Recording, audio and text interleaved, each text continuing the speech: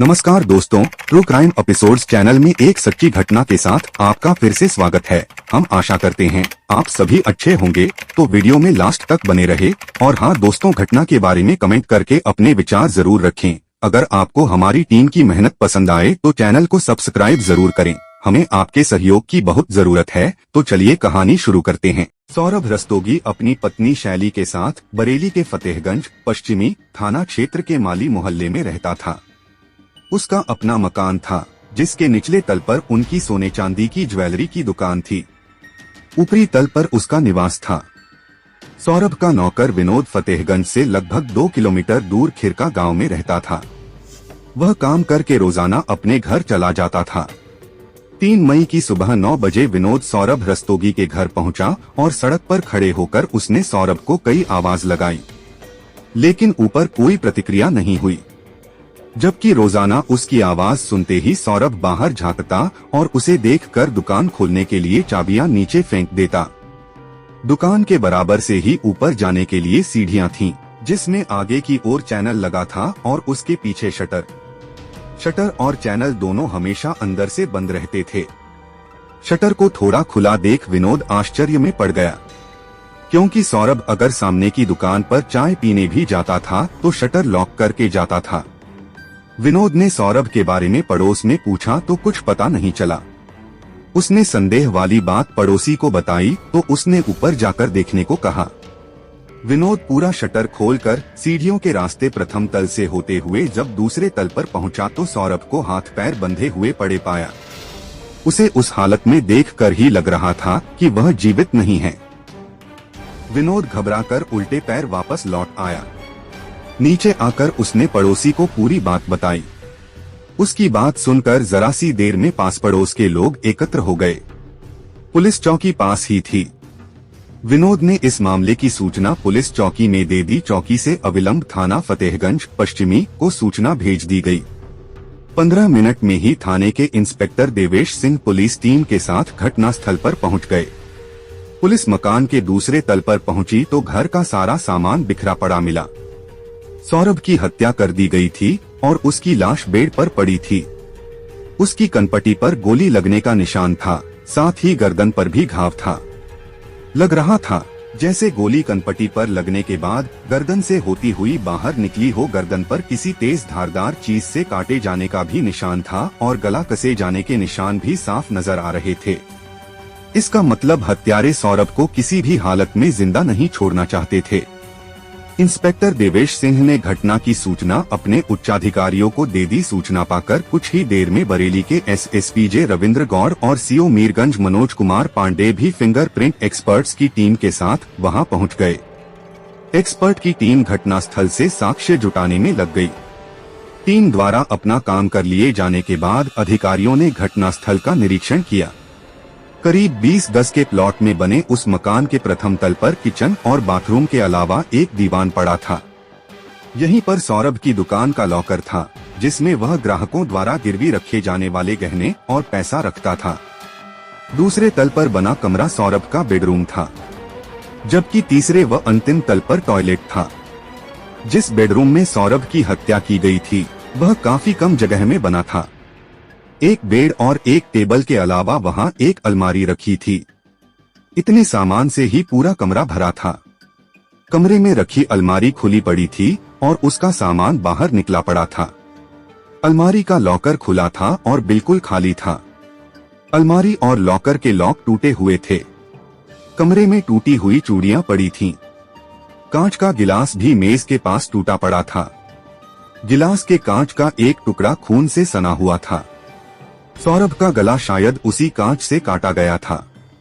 सीढ़ियों पर चाबी के कई गुच्छे पड़े मिले थे। इसी बीच सूचना पाकर बरेली से सौरभ के पिता सुनील रस्तोगी व अन्य घर वाले आ गए।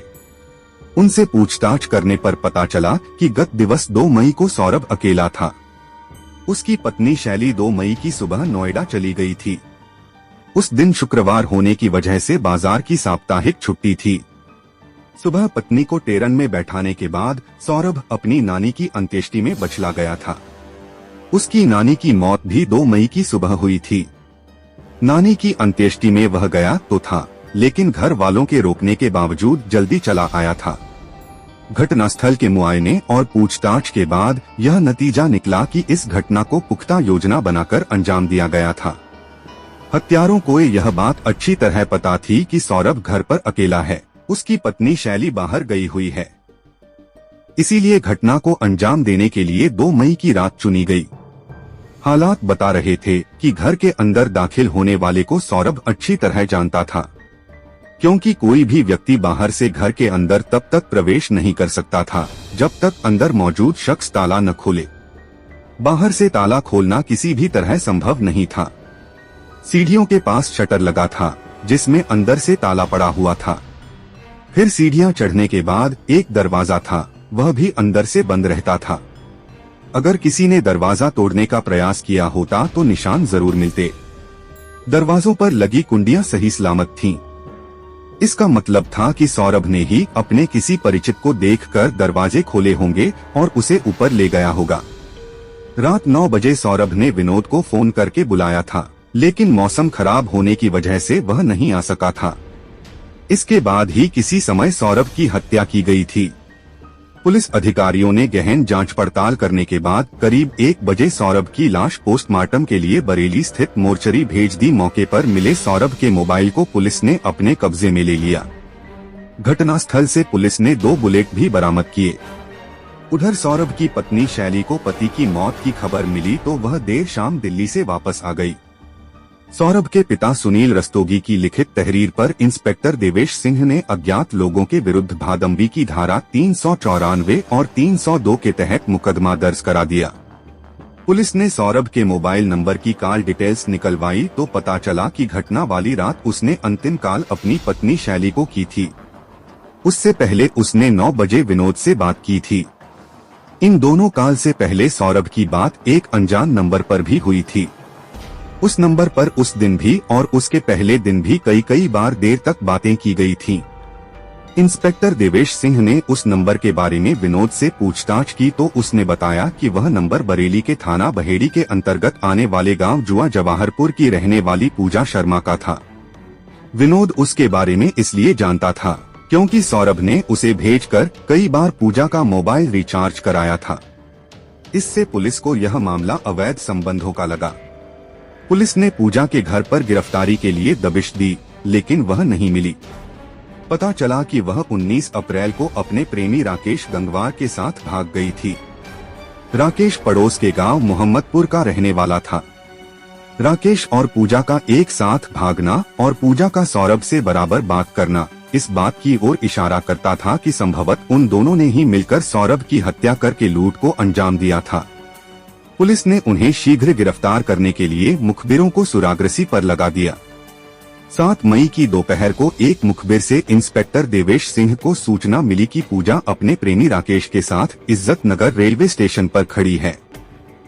यह खबर मिलते ही उन्होंने तुरंत वहां जाकर दोनों को गिरफ्तार कर लिया। दोनों को थाने लाकर कड़ाई से पूछताछ की गई तो उन्होंने सारा सच उगल दिया। पूजा थाना बहेड़ी क्षेत्र के गांव जुआ जवाहरपुर निवासी रामवीर की बेटी थी। रामवीर खेती किसानी का काम करता था। उसका अपनी पत्नी कमला से अक्सर वाद विवाद होता रहता था, जो कि कभी कभी भयंकर रूप अख्तियार कर लेता था। वाद विवाद का कारण था कमला का महत्वाकांक्षी होना। उसे अपनी चादर के हिसाब से पैर पसारना नहीं आता था। उसके हाथ में जितना पैसा आता था वह घर की जिम्मेदारियों के बजाय फिजूल के कामों में खर्च कर देती थी। 3 बच्चों की मां होने के बावजूद कमला को बनसंवर कर रहना पसंद था। इसी वजह से उसके खर्चे ज्यादा बढ़े हुए थे। उसकी फिजूल खर्ची को लेकर पति पत्नी में प्राय रोज झगड़ा होता था। इस सब से तंग आकर रामवीर ने कमला को तलाक दे दिया। तलाक के बाद वह अपने बच्चों के साथ अपने मायके बरेली के ही गांव मोहम्मदपुर आ गई। लेकिन जवान बेटी को घर में बैठे देख कुछ ही दिनों में मां बाप को चिंता होने लगी। उन्होंने किसी तरह दौड़ भाग करके उसकी शादी जुआ जवाहरपुर के सेवानिवृत्त फौजी भूपराम शर्मा से कर दी। भूपराम सेवानिवृत्ति के बाद अपनी पुश्तैनी जमीन पर खेती बाड़ी करते थे। शादी के बाद कमला बच्चों के साथ अपनी इस ससुराल में रहने लगी। समय के साथ कमला की बेटी पूजा जवान हो गई। वह बरेली के विशाल कन्या डिग्री कॉलेज से BA द्वितीय वर्ष की पढ़ाई कर रही थी। पूजा अपनी मां कमला से इसलिए नाराज रहती थी क्योंकि उसने दूसरा विवाह कर लिया था। इसी बात को लेकर मां बेटी में अक्सर झगड़ा हो जाता था। कमला अपनी झगड़ालू बेटी से कम ही बोलती थी। पूजा के उग्र स्वभाव से कमला काफी डरती थी। पूजा भी अपनी मां पर गई थी। उसके भी काफी ऊंचे ख्वाब थे जिन्हें पूरा करने के लिए वह सही गलत के चक्कर में भी नहीं पड़ना चाहती थी। ऐसी बातों में उसका दिमाग भी काफी तेज दौड़ता था। पूजा अपनी ननिहाल मोहम्मदपुर जाती रहती थी। एक दिन वहीं पर उसकी मुलाकात राकेश कुमार गंगवार से हुई। राकेश के पिता होरीलाल भी किसान थे। उसकी 2 बड़ी बहनों का विवाह हो चुका था। राकेश उन दिनों बरेली कॉलेज में बीए द्वितीय वर्ष प्राइवेट की पढ़ाई कर रहा था। इसके अलावा वह पार्ट टाइम नौकरी भी करता था। राकेश का पूजा की ननिहाल में आना जाना था। दोनों ने बीए के फॉर्म भी साथ साथ भरे थे। पूजा के ननिहाल में रहते राकेश का आना जाना बढ़ गया था। जब भी वह आता उसकी नजरें पूजा पर ही टिकी रहती। पूजा नासमझ तो थी नहीं कि उसकी नजरों को नहीं पढ़ पाती।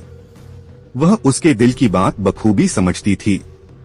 मोहब्बत का बीज जब दोनों ओर अंकुरित हो जाए तो एक दूसरे के करीब आने में वक्त नहीं लगता। धीरे धीरे पूजा राकेश से खुलती चली गई। वक्त के साथ दोनों ने अपने अपने प्यार का इजहार कर लिया। इसके बाद दोनों छिपछिपाकर एक दूसरे से मिलने लगे। जीवन भर एक दूसरे का साथ निभाने का सपना लिए दोनों ने जल्दी ही अपने बीच की सारी दूरियां भी मिटा दी। राकेश और पूजा जहां प्यार के रास्ते पर बेफिक्र होकर तेजी से आगे बढ़ रहे थे, वहीं उन दोनों के प्यार की बात गांव वालों से छिपी न रह सकी। जल्दी ही इस बारे में दोनों के घर वालों को भी पता चल गया। राकेश और पूजा के प्यार के किस्से सुन सुनकर दोनों के परिजन तंग आ गए थे। इसी के मद्देनजर राकेश के घर वालों ने उसका रिश्ता बरेली के नवाबगंज कस्बे के एक संभ्रांत परिवार में तय कर दिया।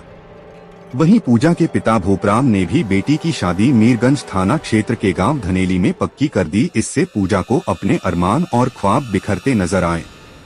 वह राकेश पर गांव छोड़कर भागने का दबाव बनाने लगी, लेकिन राकेश इसके लिए तैयार नहीं था।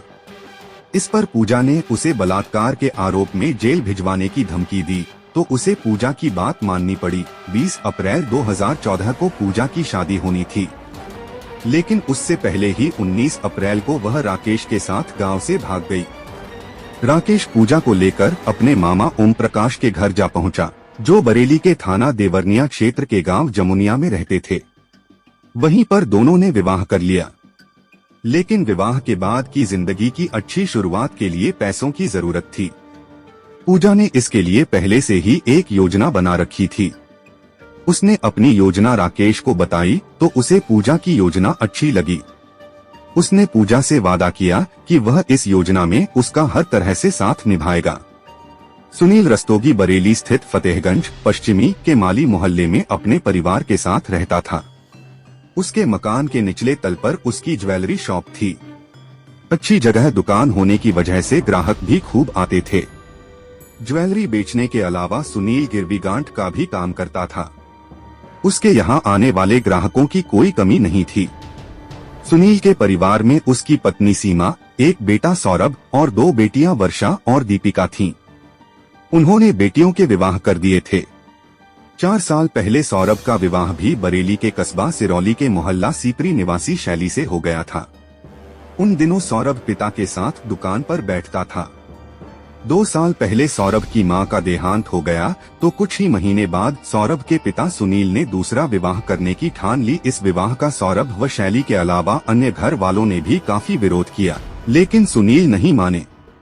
उन्होंने अखबारों में विवाह हेतु विज्ञापन दे दिया। जल्द ही मिर्जापुर जनपद से उनके लिए एक विधवा महिला का रिश्ता आ गया। उसका एक बच्चा भी था। तमाम विरोधों के बाद सुनील ने विवाह कर लिया और घर से अलग होकर उस महिला के साथ बरेली शहर स्थित किला थाना क्षेत्र के कूचा मोहल्ले में रहने लगे। पिता के बरेली जाने के बाद दुकान की पूरी जिम्मेदारी सौरभ पर आ गई। कह सकते हैं कि वह दुकान उसी की हो गई।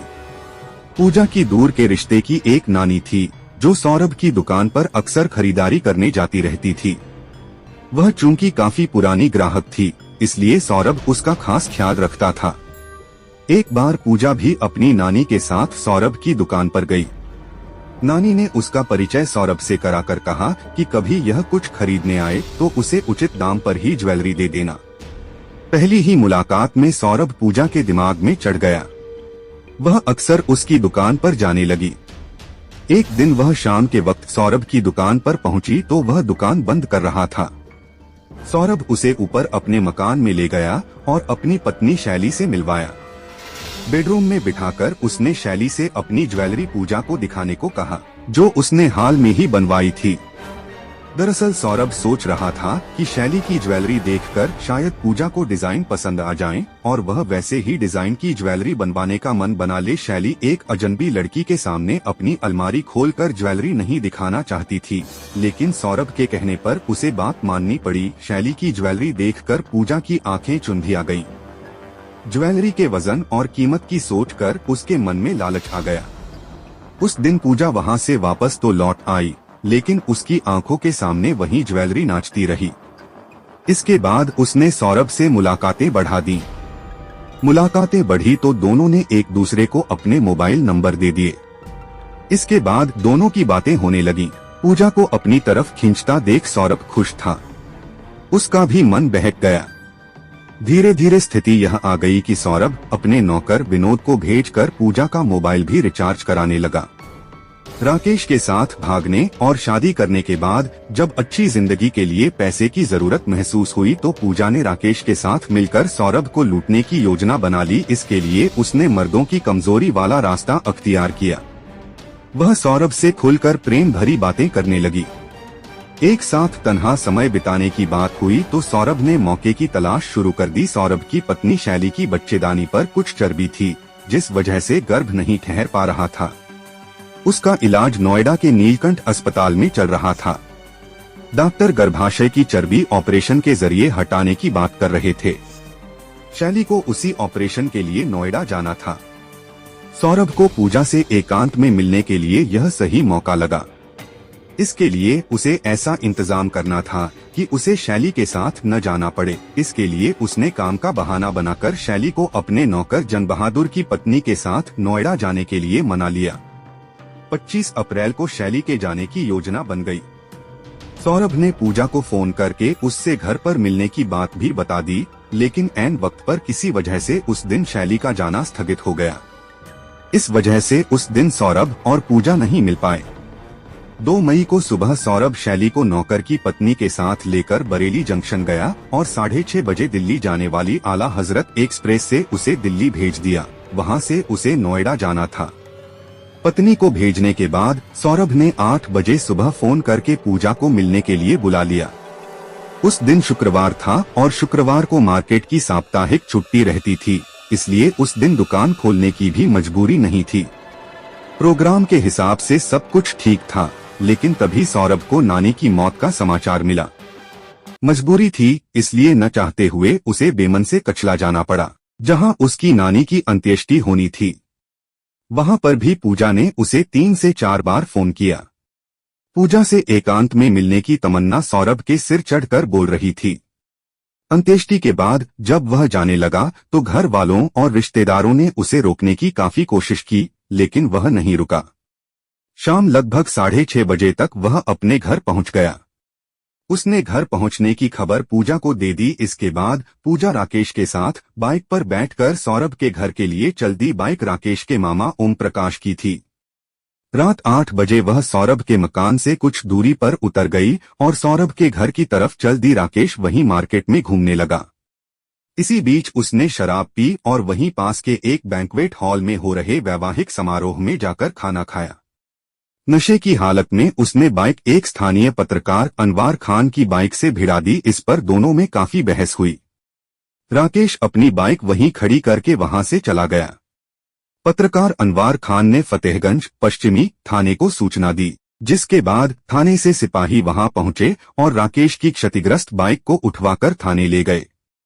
दूसरी ओर पूजा सौरभ के घर पहुंची तो सौरभ ने खुद आकर शटर खोला और उसे अपने साथ दूसरी मंजिल पर बने अपने बेडरूम में ले गया। कुछ देर दोनों के बीच बातें होती रहीं। फिर सौरभ 2 गिलास और फ्रिज से फ्रूटी की बोतल निकालकर ले लाया। उसने फ्रूटी मेज पर रख दी। पूजा फ्रूटी की बोतल उठाकर दोनों गिलासों में पलटने लगी। इसी बीच सौरभ टॉप फ्लोर पर टॉयलेट चला गया। पूजा ने मौके का फायदा उठाकर अपने पर्स में रखे 81 की 2 टैबलेट का पिसा पाउडर निकाला और सौरभ के गिलास में डालकर मिला दिया। जब सौरभ टॉयलेट से वापस आया तो पूजा ने एक गिलास उसे देकर दूसरा गिलास अपने होठों से लगा लिया और सिप करने लगी। सौरभ फ्रूटी पीते हुए टीवी खोलकर उस पर प्रोग्राम सेट करने लगा। करीब 20 मिनट बाद सौरभ बेहोश होकर बेड पर लुढ़क गया। सौरभ के बेहोश होते ही पूजा ने राकेश को फोन करके आने को कह दिया। लगभग 11 बजे राकेश आया तो पूजा उसे शटर उठाकर अंदर ले आई। आने के बाद राकेश सौरभ को होश में लाने की कोशिश करने लगा। वह होश में आया तो राकेश ने 315 बोर का तमंचा तानकर सौरभ को पेट के बल लेटने की हिदायत दी। डरकर सौरभ पेट के बल लेट गया। पूजा ने सौरभ के हाथ पीठ की तरफ लाकर अपने दुपट्टे से बांध दिए। साथ ही उसने सौरभ के पैर भी उसकी शर्ट से बांध दिए। इसके बाद राकेश ने अलमारी की चाबी मांगी तो सौरभ ने देने से इनकार कर दिया। इस पर राकेश ने उसे डराने के लिए तमंचे से एक हवाई फायर किया। उसने एक बार फिर चाबी मांगी लेकिन सौरभ ने चाबी देने से फिर मना कर दिया। इस पर राकेश को गुस्सा आ गया और उसने सौरभ की कनपटी पर तमंचे की नाल रखकर गोली मार दी जो कि गर्दन के पार होते हुए बाहर निकल गई। सौरभ ने उठने की कोशिश की लेकिन हाथ पैर बंधे होने के कारण वह गिर पड़ा, जिससे मेज पर रखा फ्रूटी का गिलास टूट गया। उसी गिलास के टूटे कांच से राकेश ने सौरभ की गर्दन काटी। उसके बाद उसने बेल्ट से उसका गला कस दिया, जिससे सौरभ की मौत हो गई। सौरभ को मौत के घाट उतार कर राकेश और पूजा ने अलमारी का लॉक तोड़ा और उसके अंदर बनी छोटी तिजोरी का लॉक भी तोड़कर उसमें रखी 650 ग्राम ज्वेलरी और लगभग 4000 रुपए निकाल लिए। यह सब करते करते रात का 1 बज गया था। काम हो गया तो दोनों वहां से निकल आए। राकेश ने बाहर आकर अपनी बाइक ढूंढी लेकिन बाइक नहीं मिली। बाइक सिपाही थाने ले गए थे। राकेश ने बैंक्वेट हॉल के बाहर खड़ी एक बाइक में अपनी चाबी लगाई तो वह स्टार्ट हो गई। उसी बाइक पर बैठकर दोनों वहां से निकल गए। राकेश के बहन बहनोई बरेली के भोजीपुरा थाने के चौपारा गांव में रहते थे। राकेश पूजा को साथ लेकर रात 3 बजे अपनी बहन के घर पहुंच गया। 2 दिन दोनों वहीं रुके। इसी बीच राकेश ने अपने घर जाकर लूटी गई ज्वेलरी और रुपए भैंसों के बाड़े में चारा रखने वाली नांद के नीचे जमीन में छिपा दिए। लूट का माल ठिकाने लगाकर वह अपनी बहन के घर आ गया। फिर 5 मई को दोनों नैनीताल चले गए। 7 मई को दोनों वापस बरेली आए। इज्जत नगर रेलवे स्टेशन से वे बाहर आकर खड़े ही हुए थे कि फतेहगंज पश्चिमी थाने के इंस्पेक्टर देवेश सिंह ने अपनी पुलिस टीम के साथ वहां पहुंचकर उन्हें गिरफ्तार कर लिया। पुलिस ने राकेश की निशानदेही पर चुराई गई 650 ग्राम ज्वेलरी और 4000 रुपए भी बरामद कर लिए। हत्या में प्रयुक्त बाइक पुलिस पहले ही बरामद कर चुकी थी। आवश्यक लिखापढ़ी के बाद दोनों को सीजेएम की अदालत में पेश करने के बाद जेल भेज दिया गया। पूजा और राकेश गंगवार एक दूसरे को प्यार करते थे, यह गलत नहीं था। दोनों ने घर से भागकर शादी कर ली, इसे भी गलत नहीं कहा जा सकता। लेकिन अपने प्यार को मंजिल देने के लिए जब वे गुनाह के रास्ते पर उतर गए तो अंजाम बुरा ही होना था।